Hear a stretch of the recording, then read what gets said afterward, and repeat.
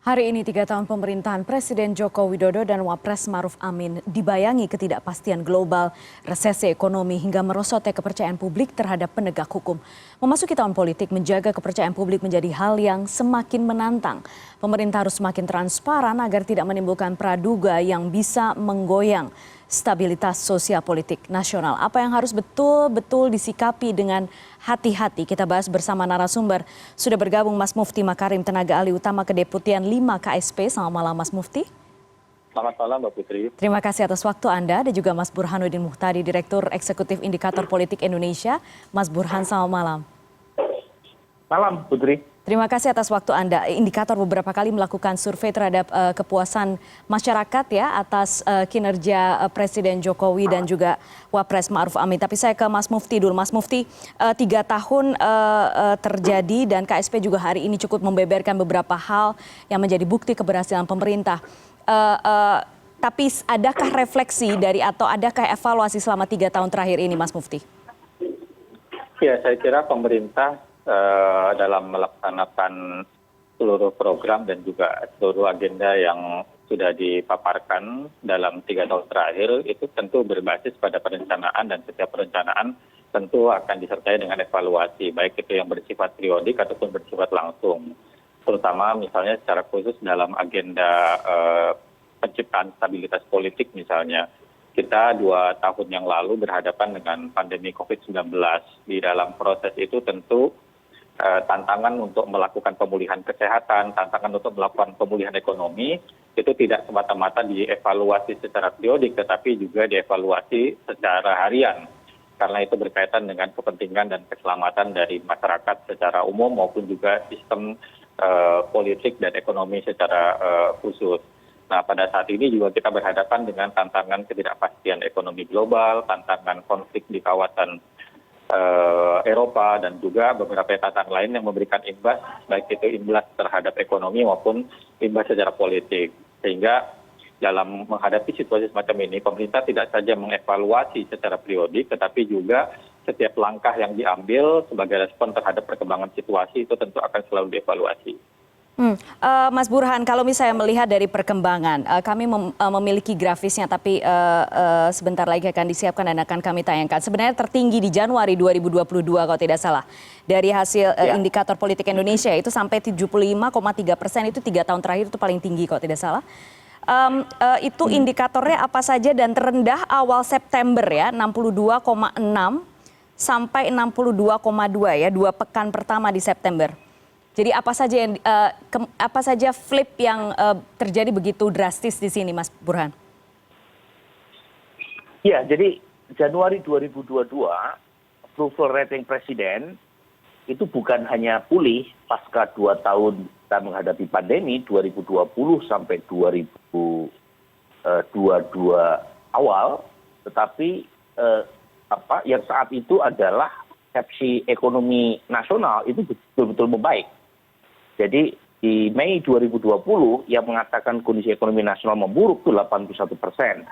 Di Januari 2022 itu tinggal 33%. Meskipun masih lebih banyak yang mengatakan ekonomi nasional buruk dibanding yang mengatakan baik, tetapi dibanding Mei 2020 terjadi penurunan yang tajam. Mereka yang punya indikasi buruk terkait dengan persepsi ekonomi nasional. Nah, penjelasannya minimal sampai awal tahun 2022 adalah pandemi relatif sudah bisa teratasi, kemudian ekonomi mulai pulih, tetapi kemudian dalam beberapa bulan itu terjadi indikasi peningkatan inflasi.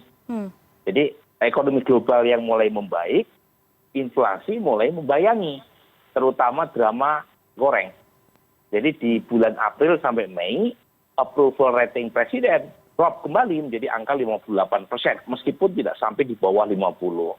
Nah, baru dalam beberapa bulan terakhir kembali meningkat setelah pemerintah berhasil mengatasi beberapa kelangkaan bahan pokok, masuk minyak goreng, tapi kemudian muncul lagi kenaikan harga BBM tanggal 3 September.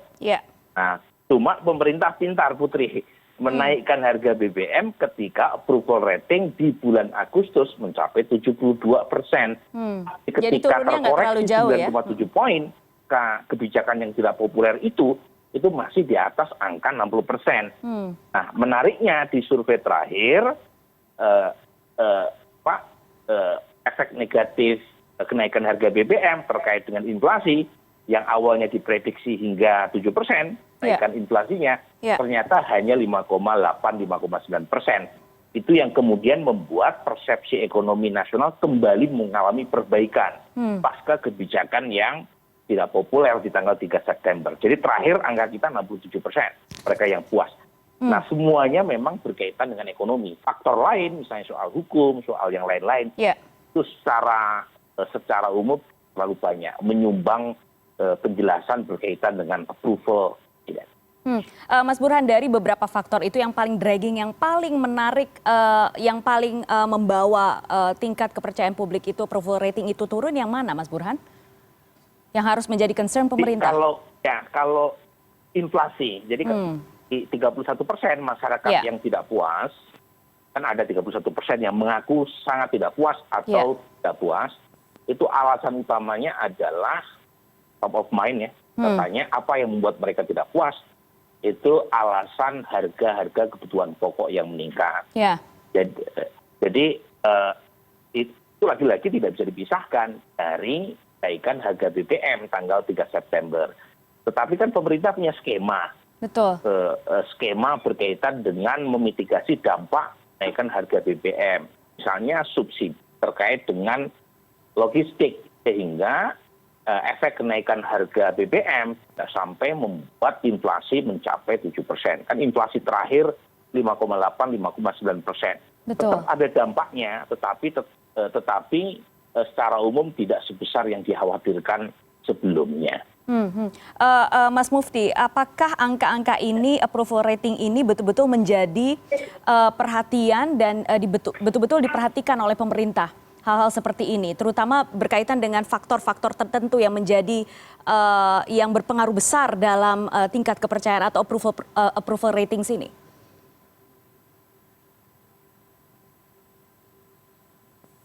Atau hasil-hasil survei semacam ini, tentu itu sudah masuk di dalam bagian pengamatan dari Presiden. Karena bagaimanapun juga sebenarnya survei-survei ini membantu kita dalam dua hal.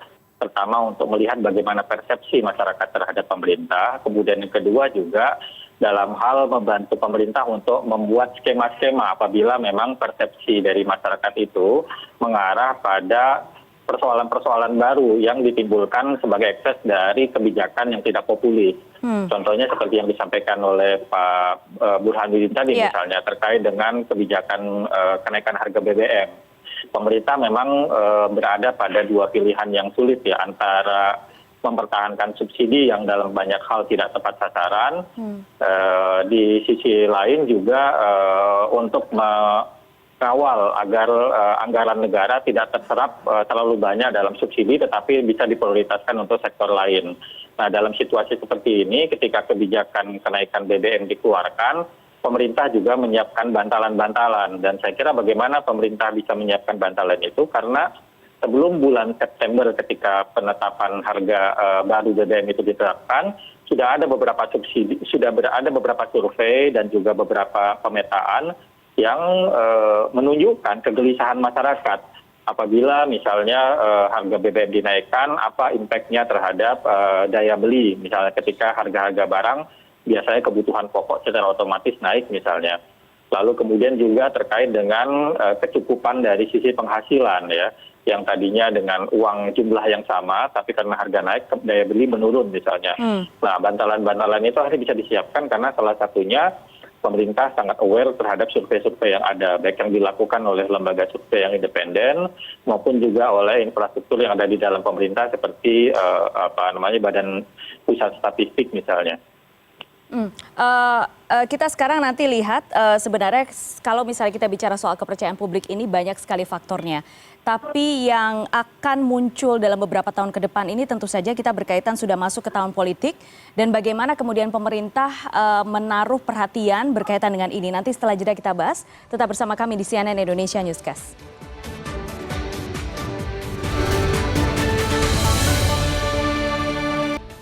Anda kembali bersama kami di CNN Indonesia Newscast. Saya masih bersama dua narasumber yang bergabung, yaitu Mas Mufti Makarim, tenaga ahli utama Kedeputian 5 KSP, dan juga Burhanuddin Muhtadi, Direktur Eksekutif Indikator Politik Indonesia. Bapak-bapak, sekarang kita tahu kita memasuki tahun politik dan pemerintah betul-betul seringkali menjadi sasaran tembak dari mereka yang berseberangan posisi politiknya dengan pemerintah. Dan ini ada beberapa hal yang sudah berhasil dirangkum oleh kami. Kita lihat sekarang grafisnya seperti apa. Yang berkaitan survei indikator politik, kita lihat.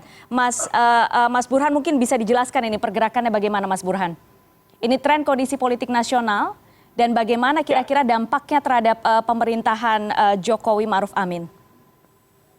Nah, jadi kalau kita lihat data, memang tren persepsi terhadap politik nasional secara umum, ya, ini saya mohon maaf nggak bisa melihat datanya di layar televisi, tapi kalau dari data saya, mereka yang mengatakan baik itu menurun. Sementara mereka yang mengatakan politik nasional memburuk itu meningkat. Jadi selisihnya hanya kurang lebih sekitar 2, sekian persen. Jadi net positifnya makin berkurang drastis. Nah ini artinya apa? Artinya ada penilaian negatif yang makin meningkat terkait dengan kondisi politik nasional. Memang tadi saya sebut ya, dari sisi sumbangan terhadap approval rating itu tidak terlalu kelihatan. Karena masyarakat secara umum kan yang mereka lihat, yang mereka rasakan adalah aspek ekonomi. Tetapi kalau kondisi politik nasional ini terus memburuk, itu tentu punya efek juga terhadap ekonomi. Karena pelaku usaha pasti akan wait and see. Jadi uncertainty yang tadi Putri sebut berkaitan dengan kondisi ekonomi global yang mengalami pelambatan dan ancaman resesi tadi itu akan bertambah dengan uncertainty di bidang politik. Kalau misalnya tren politik nasional yang makin memburuk ini tidak segera dihentikan.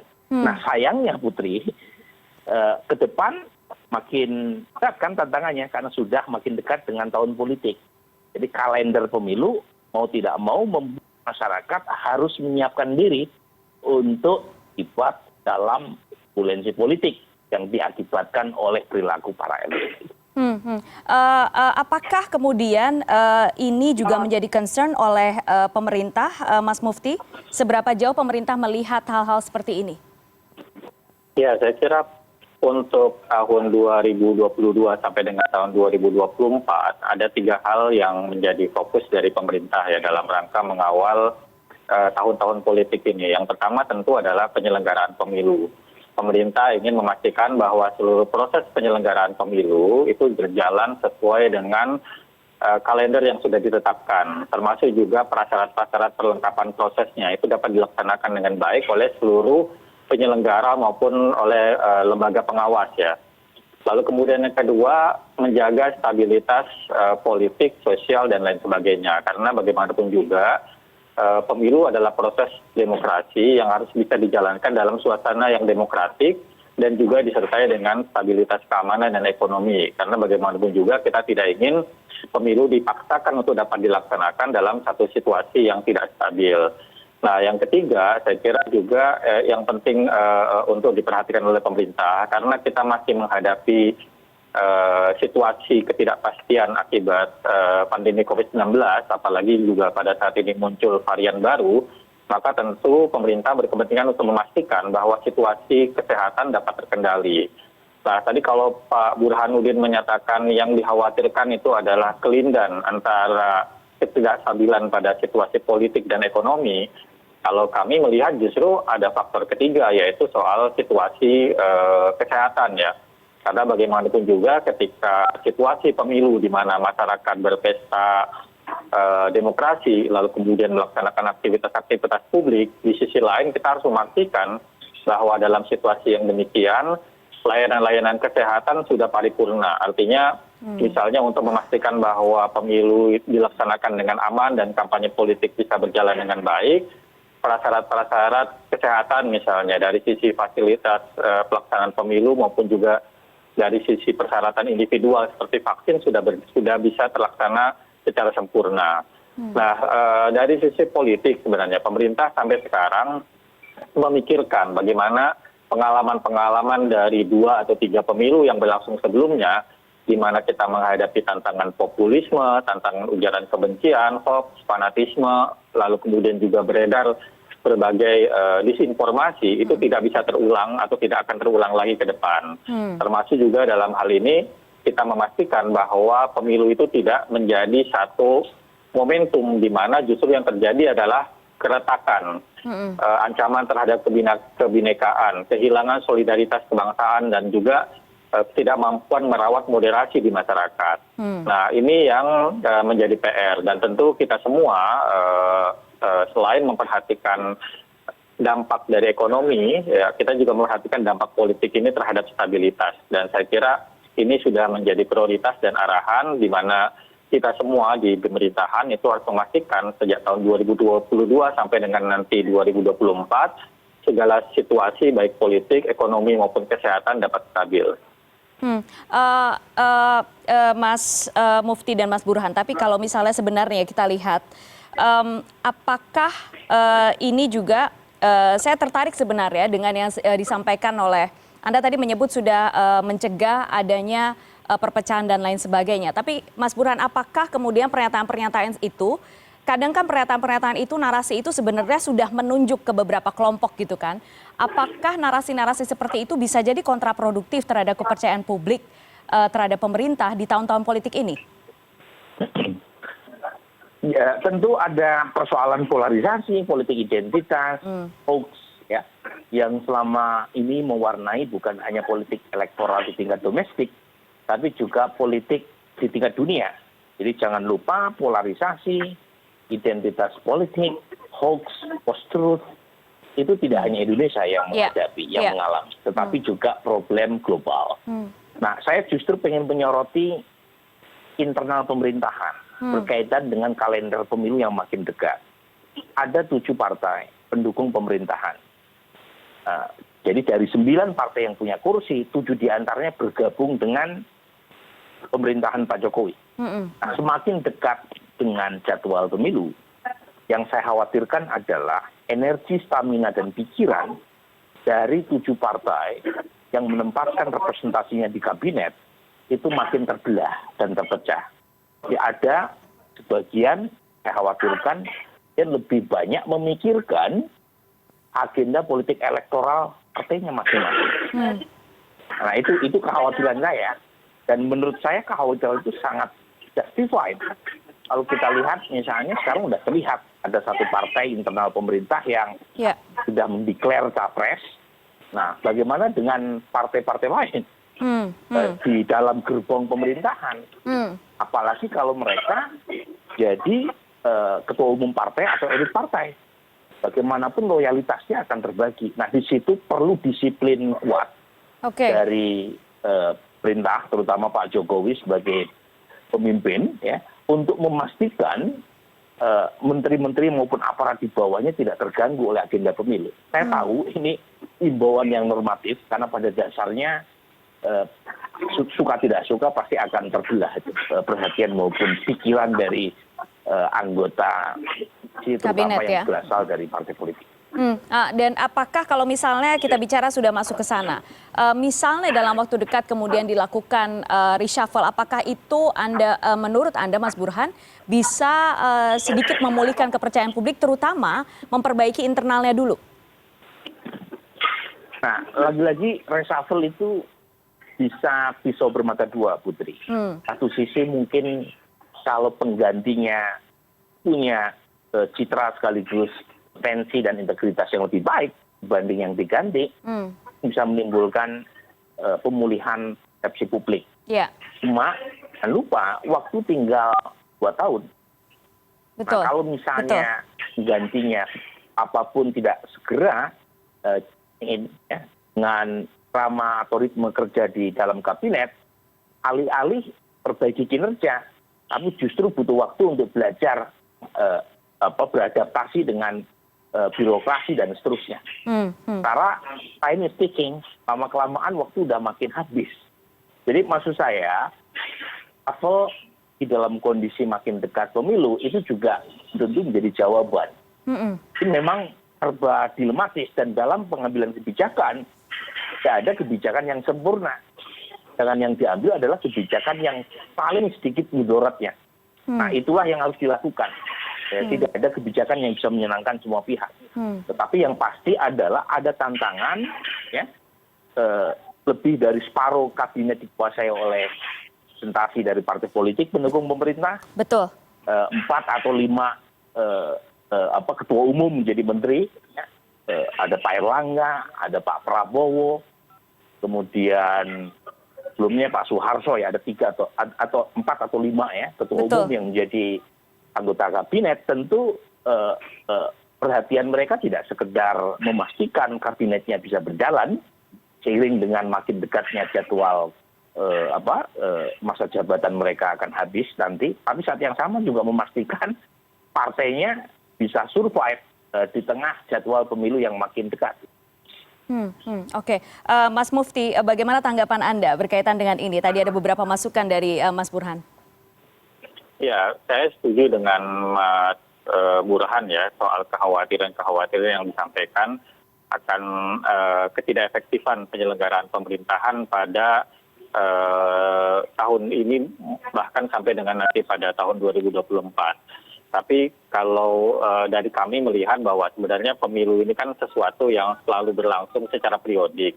Dan saya kira dari pengalaman-pengalaman sebelumnya, kita selalu punya sistem atau punya cara untuk bisa mengendalikan pelayanan pemerintahan terhadap masyarakat tidak terpengaruh, ya. Karena seperti layanan pendidikan, layanan kesehatan, layanan sosial, dan lain sebagainya, itu memang sudah masuk di dalam sistem di masing-masing kementerian dan lembaga. Artinya mereka punya infrastruktur, punya mekanisme untuk bisa bekerja tanpa harus bergantung pada dinamika politik pada level menteri.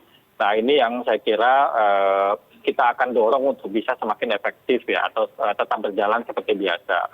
Lalu kemudian yang kedua, di daerah misalnya kita lihat beberapa pejabat di level pimpinan kepala daerah, baik di tingkat provinsi atau kabupaten kota, itu saat ini dipimpin oleh pejabat sementara. Nah, pejabat-pejabat sementara ini juga diberi mandat untuk tetap menjaga stabilitas layanan. Karena kita tahu bahwa dari mereka yang saat ini aktif menjadi pimpinan daerah, itu mereka kemungkinan akan masuk di dalam kontestasi politik pada pemilu misalnya. Nah, itulah berbagai skenario dan cara yang disiapkan oleh pemerintah.